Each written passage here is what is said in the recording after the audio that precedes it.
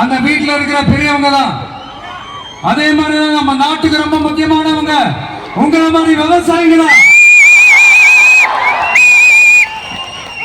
அதனால உங்களை மாதிரி விவசாயிகளோட காலடி மண்ணை தொட்டு கும்பிட்டுதான் என்னோட பயணத்தை தொடங்கணும்னு ஒரு முடிவோட தான் இருந்தேன். அதுக்கு சரியான இடம் இதுதான் எனக்கு தோணுச்சு.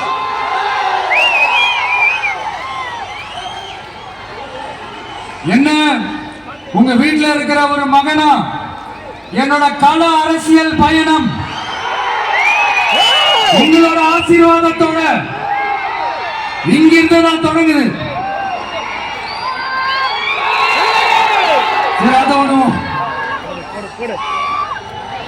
நம்மளுடைய முதல் மாநில மாநாட்டில் நம்ம கட்சியினுடைய கொள்கையை பத்தி நான் எடுத்து சொன்னேன்.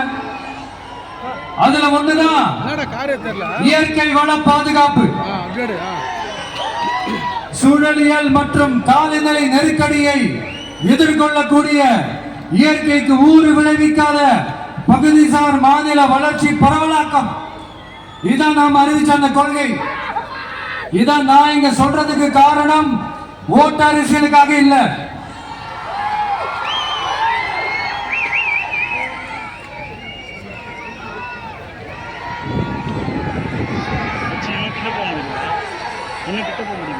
இன்னொரு தீர்மானம் அதே மாநில மாநாட்டில் நான் சொன்னேன். அது விவசாய நிலங்கள் பாதுகாப்பு கொள்கை தீர்மானம். அதுல காஞ்சிபுரம் மாவட்டம் பரந்தூரில்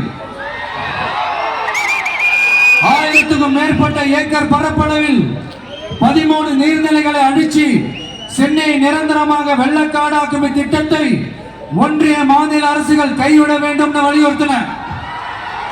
அது மட்டும் இல்லாம இந்த மண்ணுக்காகவும் மக்களுக்காகவும் நம்ம விவசாயிகள் பாதிக்கிற இந்த திட்டத்துக்கு எதிராக